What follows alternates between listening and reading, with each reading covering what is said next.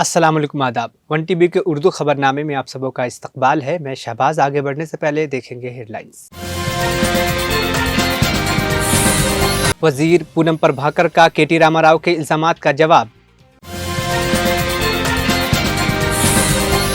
तेलंगाना के वजीर आला की रिहाइशगाह के इर्द गिर्द सिक्योरिटी में इजाफा, मसले रिजर्व पुलिस तैनात।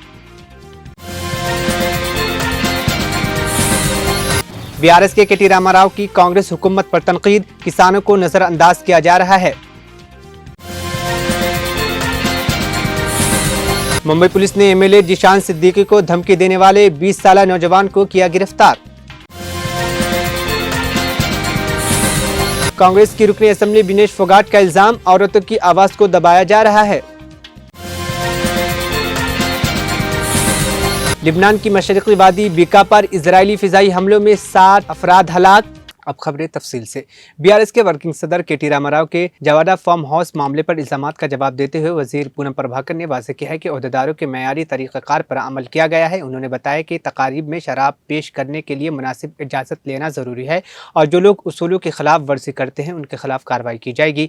वजीर ने मज़ीद कहा है कि बीआरएस के रहनुमा इस मामले को सियासी रंग देने की कोशिश कर रहे हैं और आवाम को गुमराह कर रहे हैं। పక్కన చుట్టుపక్కల ఫామ్ హౌస్ల కల్చర్ కు మేము వ్యతిరేకం కాదు. భారతీయ సంస్కృతి ప్రకారంగా సాంప్రదాయాల ప్రకారంగా మీరు దావతులు దీపావళికి ఇచ్చుకో, దసరాకి ఇచ్చుకో, ఏమనిచ్చుకోండి. కానీ నేను చేసిన చట్టం కాదు, ప్రభుత్వంలో ఉన్నటువంటి చట్టాలకు అనుగుణంగా మద్యపాన నిషేధం మంది ఎక్కువైనప్పుడు అనుమతులు తీసుకోవాలి. మారక ద్రవ్యాలు వినియోగించడానికి వీలు లేదు. యాక్ట్ ఉంది.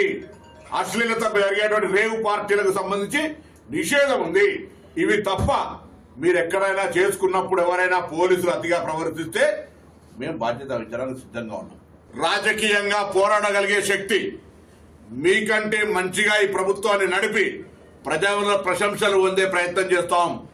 మీరు చేసిన తప్పులు చట్ట ప్రకారంగా బయటకు వచ్చి నింద శిక్ష దానికి సంబంధించిన కార్యాచరణ జరుగుతుంటే ప్రజల దృష్టి మరల్చడానికి ఇది కక్ష సాధింపు ధోరణి చూపెట్టే ప్రయత్నం చేస్తే దయచేసి తెలంగాణ సమాజం గమనించాలి. ఆయన అంటున్నాడు పొద్దున ఎక్సైజ్ కేసు పెట్టారు, సాయంత్రం డ్రగ్స్ కేసు మార్చిండ్రు. ఎక్సైజ్ కేసు దొరికినప్పుడు లిక్కర్ దొరికినప్పుడు డ్రగ్స్ కేసు పెట్టేది నేనా? ఎక్సైజ్ దొరికింది ఎక్సైజ్ కేసు పెట్టిండ్రు. ఎస్ ఆయన చెప్పినటువంటి ఆర్గ్యుమెంట్ రైటే. సాయంత్రం బ్లడ్ టెస్ట్ చేసినప్పుడు డ్రగ్స్ వచ్చింది.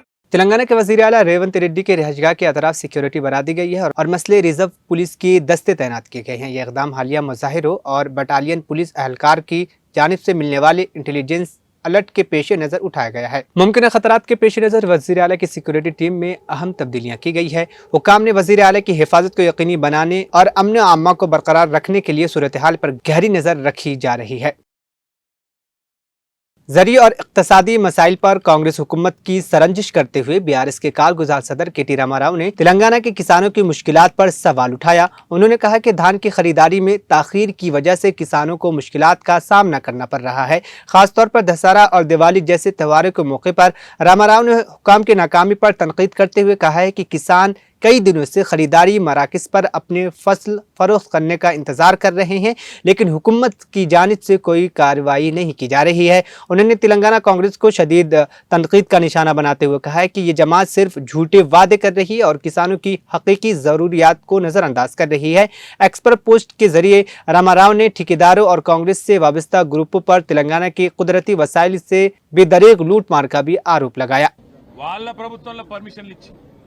వాళ్ళే రిజిస్ట్రేషన్లు చేసి వాళ్ళే ట్యాక్సులు కట్టించుకొని వాళ్ళే నల్ల కనెక్షన్లు ఇచ్చి వాళ్ళే మోరీలకు దానికి దీనికి అన్నిటికీ ఆనాడు ఏదో రకంగా లోకల్ లీడర్లు సాయం చేసి ఇలా వాళ్ళే కూలగొడతాం, ఇష్టం వచ్చినట్టు నోటీసులు ఇయ్యం, 3 గంటలకు బుల్డోజర్ పంపుతామంటే ఒక పేద మహిళ బుచ్చమ్మ ఈరోజు బలవన్మరణం పాలైంది, ఆత్మహత్య చేసుకున్నది, ఊరేసుకొని చచ్చిపోయింది. ఈ హత్యకు ఖచ్చితంగా ఇది హత్యనే, ఆత్మహత్య కాదు. ఇది రేవంత్ రెడ్డి ప్రభుత్వం ఈ హైడ్రా అనే అరాచకం పేరిట చేసిన ఒక హత్య అనేది మా పార్టీ ఒక వాదన. ఇవాళ బుచ్చమ్మ కుటుంబానికి రేవంత్ రెడ్డి ప్రభుత్వం కనీసం సానుభూతి చెప్పిందా? నీ వల్ల, నీ నిర్వాకం వల్ల, నీ దిక్కుమాలిన ప్రభుత్వం వల్ల ఇవాళ ఇక్కడ ఆత్మహత్యలు చేసుకునే పరిస్థితి హైదరాబాద్లో పేదలకు వచ్చిందంటే ఎంత దారుణమో ఆలోచించమని కాంగ్రెస్ ప్రభుత్వాన్ని నేను కోరుతా ఉన్నా. ఇంకో దిక్కు చిన్న పిల్లలు ఇక్కడ నుంచి అక్కడికే పోతా ఉన్నాం. వేదశ్రీ అనే ఒక పాప, మీరు చూసే ఉంటారు అందరూ, ఆ పాప వీడియో ఏడ్చుకుంటూ పుస్తకాలు తీసుకుంటా అంటే కూడా తీసుకొనియలేదు, రేవంత్ రెడ్డి పంపిన బుల్డోజర్లు మా ఇండ్లు గులగొట్టిపోయినాయి, మా పుస్తకాలు మా బ్యాగులు అల్లనే ఉన్నాయనే బాధపడే పరిస్థితి. ఇంత అమానవీయంగా వ్యవహరించాల్సిన అవసరం ఉందా? నేను అడుగుతున్న రేవంత్ రెడ్డి, ఈ రాష్ట్రంలో కేవలం పేదవాళ్లకు మాత్రమే కానూను వర్తిస్తుందా? గరీబోళ్లకు మాత్రమే కానూను ఉంటుంది, పెద్దోళ్ళకు ఉండదా? మరి నీ అన్నగాడు తిరుపతి రెడ్డి అనుముల, ఆయనకు కూడా మరి ఎఫ్టీఎల్లోనే ఉన్నది ఇల్లు. ఆయనకేమో నోటీసు పోతుంది, నోటీసు పోయినాక మళ్ళీ ఆయన వెనకంగా పోయి కోర్టులో స్టే తెచ్చుకుంటాడు. కానీ గరీబ్ గానికి ఏ నోటీస్ ఉండదు, తెల్లారి లేచే వరకు బుల్డోజర్ వస్తుంది, పుస్తకాలు తీసుకుంటాం, మా బ్యాగులు తెచ్చుకుంటామంటే కూడా దయ లేకుండా దాక్షిణ్యం లేకుండా ఇండ్లు గులగొడతారా? ఇంతకంటే దిక్కుమాలిన, ఇంతకంటే దిగజారిన, ఇంతకంటే చండాలమైన పని ఇంకోటి ఉంటుందా ఒక ప్రభుత్వానికి? నేను అడుగుతా ఉన్నా. ఎన్ని మాటలు చెప్పారు మీరు? ఇందిరమ్మ ఇండ్లు కడతాం, 5 లక్షల ఇండ్లు కడతాం, ఇది చేస్తాం, అది చేస్తాం, ఒక్కొక్కరికి 5 లక్షలు ఇస్తాం ఇండ్లకు అని చెప్పారు. ఇండ్లకు ఒక్కనికి ఒక ఇల్లు కట్టినావా ఇప్పటికి నువ్వు? ఈ సంవత్సరంలో దగ్గర సంవత్సరం అయింది వచ్చి 11 నెలలు అవుతుంది. ఒక్క ఇల్లు కట్టినావా? మీదికెళ్ళి ఎన్ని ఇల్లు గులగొట్టినావో ఇలా మొత్తం రాష్ట్రం చూస్తూ ఉన్నది. హైదరాబాద్లోనే పేదలే కాదు, గ్రామాలలో ఉండే ప్రజలు కూడా మాట్లాడుకుంటా ఉన్నారు. ఇందిరమ్మ పేరు చెప్పి ఇండ్లు కడతామని చెప్పి 5 లక్షలు ఇస్తామని చెప్పి పోజులు కొట్టి 100 రోజుల్లో అన్ని చేస్తా అని చెప్పి ఏది చేయకుండా ఇవాళ కూలగొట్టే కార్యక్రమం హైడ్రా పేరు మీద అయితే పెట్టుకున్నావో నువ్వు నీ కేబినెట్ మంత్రులు ఏం చేస్తారో ప్రభుత్వం చూస్తూ, దేశం ప్రజలందరూ చూస్తున్నారు. నాకు అర్థంలో అడుగుతా, హైడ్రాతో చెర్లతో ఆర్థిక మంత్రికి ఏం సంబంధం అండి? ఆయన ప్రజెంటేషన్ ఇచ్చి 5 బిల్డర్ల పేర్లు చెప్పి ఎందుకు ఇదంతా బ్లాక్మెయిల్ దందానా, పైసలు వసూలు చేసే కథనా? మొత్తం నీ మంత్రులు నీ తమ్ముళ్ళు ఇదే कांग्रेस के सीनियर रहनुमा पवन खेरा ने एक अहम प्रेस कॉन्फ्रेंस में सीबी की चेयरपर्सन माधवी पुरी बुच पर संगीन इल्जामात आयद किए हैं। उन्होंने बताया कि राहुल गांधी की यूट्यूब चैनल पर गुज़िश्ता 2 दिनों से माधवी बुच के हवाले से मुतअद्दिद वीडियोस में सवालात उठाए जा रहे हैं। खेरा ने हुकूमत से सवाल उठाया कि माधवी बुच की हिमायत करने की क्या मजबूरी है और हुकूमत उनके खिलाफ कार्रवाई क्यों नहीं कर रही है। कांग्रेस पार्टी ने इल्जाम लगाया कि माधवी बुच और सेबी के अफसर अनंत नारायण ने अपने ओहदे से जुड़े अखलाकी उसूलों की खिलाफ वर्जी की है। 21-22 में उन्होंने एक अमेरिकन कंपनी को ये इक्विटी बेच दी, प्रेडिबल की। प्रेडिबल, अगला टेबल दिखाइए, कि जो बाकी प्रमोटर्स हैं, लिस्ट ऑफ इन्वेस्टर्स हैं, महत्वपूर्ण इन्वेस्टर्स हैं, उसमें जो हाईलाइटेड है वो देखिए, जाकेसा इन्वेस्टमेंट्स लिमिटेड। जाकेसा का नाम स्पष्ट तौर पे पैराडाइज पेपर्स में आया था। पैराडाइज पेपर्स किस सन में आए वो आप देख लीजिएगा, शेयर्स किस सन तक रखे गए वो भी आप देख लीजिएगा, और उसके नीचे के एड्रेसेस देखिए बाकी कंपनीज के, सब सेम। वो उस पर भी कहानी हम पता लगा रहे हैं। Trust house 112 Bonadie Street, Kingstown, Saint Vincent. अब ये लगातार आपको जाकेसा के नीचे कैप्रिया वेंचर्स, यूनाइटेड सीड, लगातार वही एड्रेस की कंपनीज हैं। खैर चलिए, अब ये जो जाकेसा इन्वेस्टमेंट्स है, ये Saint Vincent and the Grenadines, Eastern Caribbean sea tax havens हैं, वहां की कंपनी है। 2018 में ये आपके सामने आई जानकारी, 2017 में पैराडाइज पेपर्स की। उसके बाद भी माधवी जी ने ये शेयर्स अपने पास रखे 2021 तक। सेबी की होल टाइम मेंबर थी वो, उन्हें जानकारी थी, लेकिन रखे।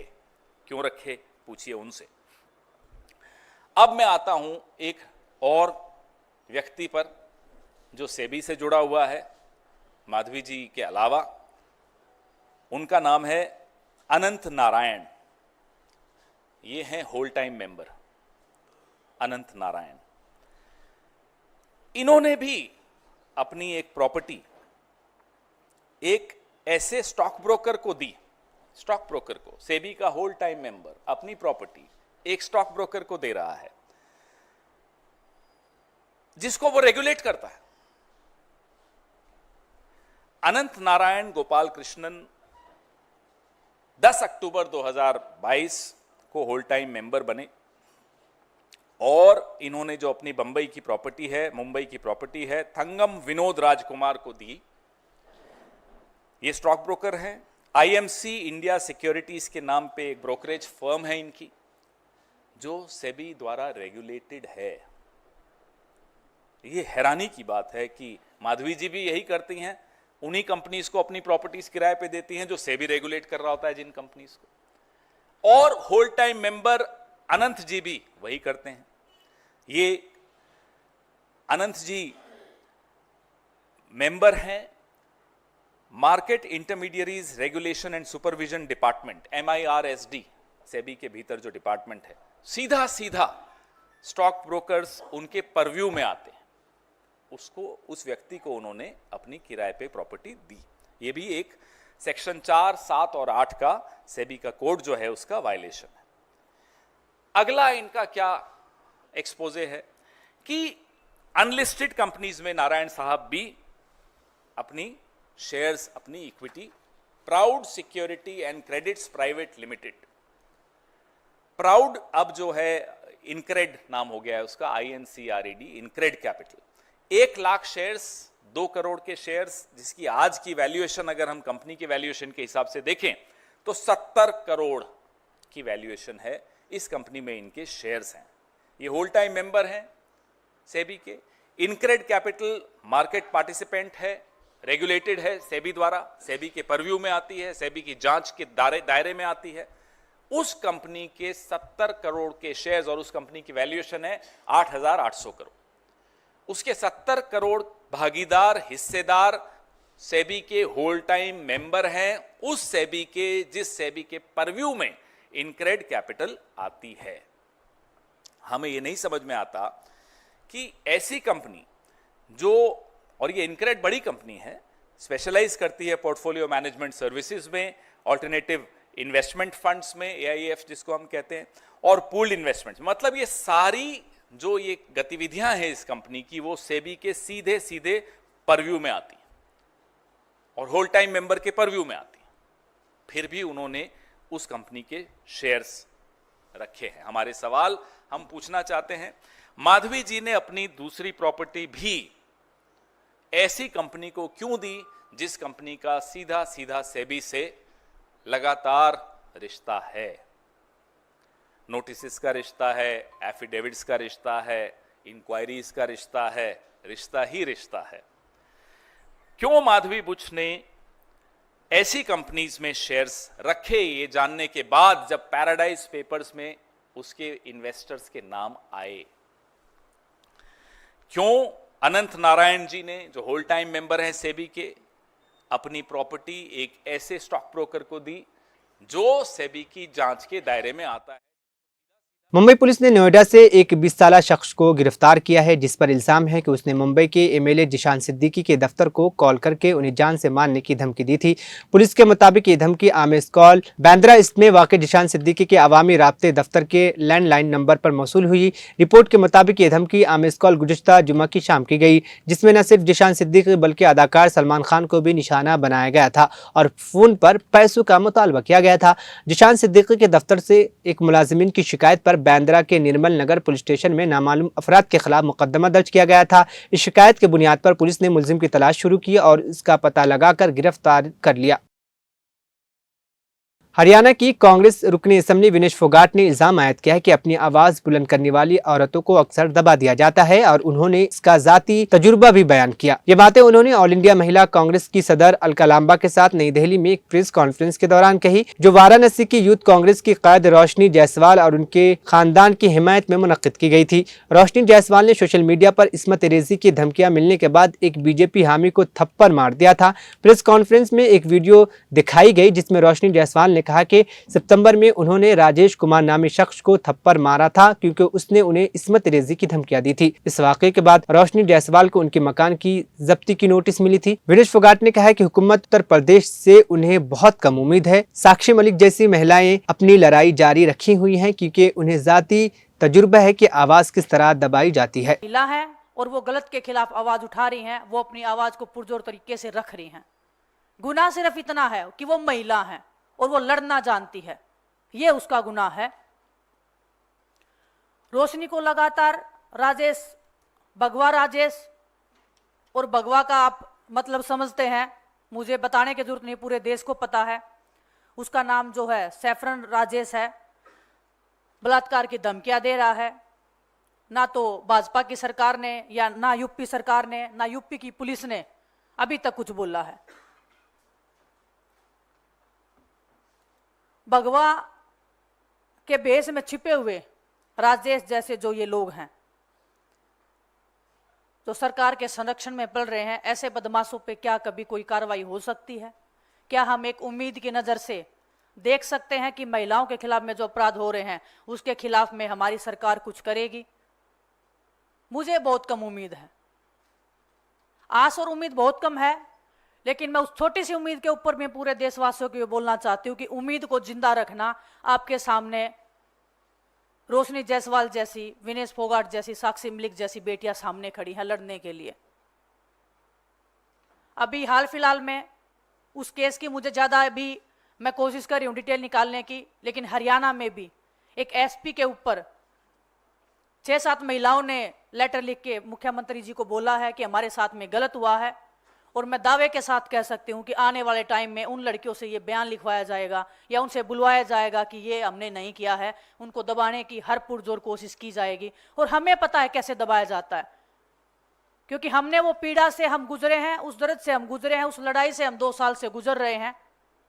कैसे दबाया जाता है और कैसे दबाया जाता है उसका पूरा अंदाजा हमें है। और मैं फिर भी आप सबके माध्यम से मैं उन बहनों को कहना चाहती हूँ कि आपकी ये बहन सड़क से लड़ाई लड़के विधानसभा में आपकी आवाज उठाने के लिए वहां तक पहुंची है।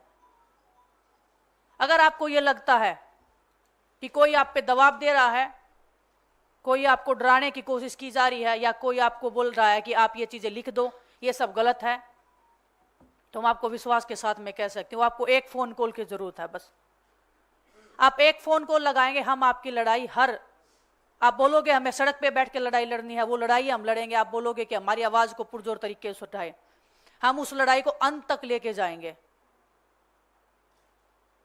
तो मैं सभी देशवासियों से एक अपील करना चाहती हूँ आपके माध्यम से, ये जो 50% जो आबादी हमारे हिंदुस्तान में है ये महिलाओं की, इसकी ताकत शायद प्रधानमंत्री जी भूल सकते हैं, शायद गृह मंत्री जी भूल सकते हैं, शायद ब्रजभूषण जैसा अपराधी भूल सकता है, लेकिन हम महिलाएं अपनी ताकत को नहीं भूली हैं। हम लड़ेंगे, रोशनी जायसवाल हो, चाहे खिलाड़ी हो, चाहे जो हरियाणा की जो बेटियां हैं। संदीप सिंह का केस आपको पता है, आज भी वो बेटी को दबाने के लिए, उनको मरवाने का भी प्रयास किया गया था पूर्व में। उनकी आवाज उठाने के लिए मैं पूरे समाज को कहना चाहती हूँ कि हमें इस बेटी को, रोशनी जायसवाल को न्याय दिलाने के लिए साथ में खड़ा होना पड़ेगा। हर एक बेटी को न्याय दिलवाने के लिए। और सिर्फ ये आवाज उठाने की बात ये नहीं है कि हम 1 महीना आवाज उठा के चुप हो जाए, उस लड़ाई को अंत तक लेके जाने के लिए हमें साथ में मिलकर लड़ाई लड़नी पड़ेगी। आप सबको साथ में खड़ा होना पड़ेगा। हम साथ में खड़े हैं और पूरा देश इस अन्याय को देख रहा है, भाजपा सरकार की नीतियों को देख रहा है, महिलाओं के प्रति इनके संस्कारों को देख रहा है। लेकिन लड़ाई अभी जारी है, लड़ाई जारी रहेगी, हम लड़ते रहेंगे जब तक रोशनी जायसवाल को इंसाफ नहीं मिल जाता है। उसके खिलाफ में जिन लोगों ने ये अभद्र टिप्पणियां की हैं उनको सजा नहीं मिल जाती है। हम लड़ाई लड़ेंगे और अंत तक इस लड़ाई को लेके जाएंगे। आप सबका बहुत बहुत धन्यवाद। आप सब यहाँ पे आए, हम महिलाओं के अधिकारों की लड़ाई लड़ने के लिए आप यहाँ पे बैठे हैं सब लोग। आप सबका धन्यवाद। कांग्रेस की जनरल सेक्रेटरी प्रियंका गांधी केरला के वायनाड लोकसभा सीट पर होने वाले ज़िमनी इंतखाब के लिए भरपूर मुहिम चला रही हैं। मंगल को उन्होंने मुतअद्दिद इजलासों से खिताब करते हुए वायनाड की तारीख का जिक्र किया और कहा कि यहाँ के लोगों ने हमेशा सच्चाई के साथ खड़े रहने का आज़म किया है। प्रियंका गांधी ने कहा, वायनाड की तारीख बहुत बड़ी है, जहाँ के लोगों ने बरतानवी हुक्मरानों के खिलाफ लड़ाई लड़ी और भाईचारा के साथ जिंदगी गुजारी। यह हमारे मुल्क की खूबसूरती की अक्कासी करता है। उन्होंने मजीद कहा कि हिंदुस्तान की आज़ादी, मोहब्बत, सच्चाई, मसावत, इंसाफ और सेक्युलरिज्म की उसूलों पर बनी थी, जो आज भी हमारे आइन की बुनियाद है। But I was not surprised because I know the history of Wayanad. പക്ഷെ അതൊക്കെ ആ ഒരു അനുഭവം വന്നപ്പോൾ എനിക്ക് അതിശയം ഉണ്ടായില്ല. കാരണം എനിക്ക് വയനാടിന്റെ ചരിത്രം എന്താണെന്ന് അറിയാം. I know how the people of Wayanad have always stood for what is right. എനിക്കറിയാം എങ്ങനെയാണ് വയനാട്ടിലെ ജനങ്ങളായ നിങ്ങൾ ഓരോരുത്തരും എല്ലാ കാലത്തും എന്താണോ ശരി അതിനുവേണ്ടി നിലകൊണ്ടിട്ടുള്ളവരാണെന്ന് എനിക്കറിയാം. In some ways you represent everything that is good about our country. ഒരർത്ഥത്തിൽ പറഞ്ഞാൽ വയനാട്ടുകാരായ നിങ്ങൾ ഓരോരുത്തരും ഈ രാജ്യത്ത്, ഇന്ത്യയിൽ ഏറ്റവും നല്ലതായിട്ട് എന്താണോ ഉള്ളത് അതിനെ പ്രതിനിധാനം ചെയ്യുന്നവരാണ് വയനാട്ടിലെ നിങ്ങൾ. You have a deep history. Your indigenous people fought against the British.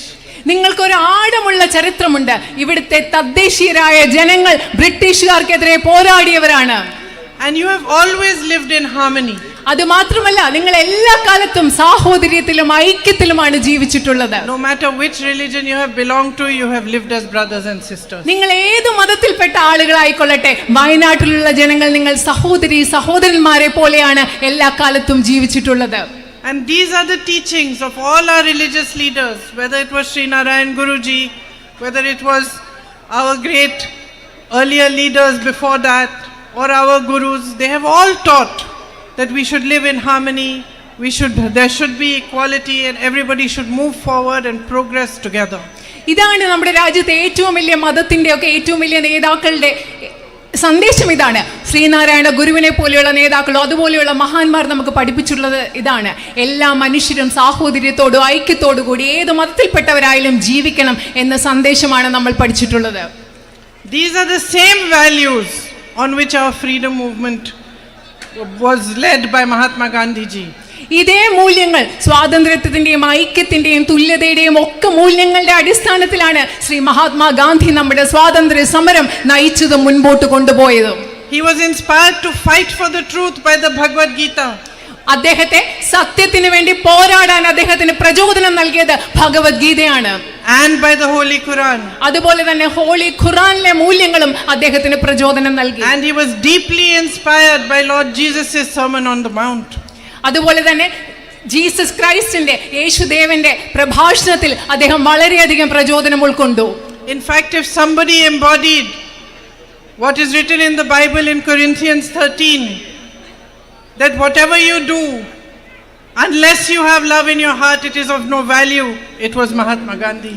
ബൈബിളിൽ കൊറിന്ത്യൻസ് 13 പറയുന്നത്, അതായത് നിങ്ങൾ എന്ത് ചെയ്യുമ്പോഴും നിങ്ങളുടെ ഹൃദയത്തിൽ സ്നേഹമില്ലെങ്കിൽ അതിനൊരു മൂല്യമില്ല എന്ന് പറയുന്ന ആശയം ഏറ്റവും അധികം അർത്ഥവത്തായി ഉൾക്കൊണ്ടിട്ടുള്ളത് മഹാത്മാഗാന്ധി അല്ലാതെ മറ്റാരുമല്ല. And so when India became a free nation, it was those same values on which the constitution. Lebanon की मशरक़ी वादी बीका पर इजरायली फ़िज़ाई हमलों में 2 बच्चों समेत कम अज़ कम 60 अफराद की मौत हो गई है और 58 दिगर ज़ख्मी बताए गए हैं। ये इत्तला लिबनानी वजारत सेहत ने पीर की रोज़ दी। वजारत सेहत के मुताबिक इस हमले से वादी के 12 इलाके मुतासिर हुए हैं, जिसमें ज़्यादातर बालबैग के इलाके में थे। मरने वालों की तादाद इब्तदाई है क्योंकि इमदादी कार्रवाई अभी जारी है। बालबैग के गवर्नर बशीर खदर ने लिबनान और इसराइल के दरमियान तनाज़े के आगाज़ के बाद से खित्ते में होने वाले इसके सबब से पुरतशद्दुद हमले की मज़म्मत की। वाज़ेह रहे कि 23 सितंबर से इसराइल ने लिबनान पर फ़िज़ाई हमले तेज़ कर दिए हैं, जिनमें ज़्यादातर हिज़्बुल्लाह को निशाना बनाया गया है और हाल ही में उसकी शुमाली सरहद से ज़मीनी मुहिम भी शुरू कर दी गई है।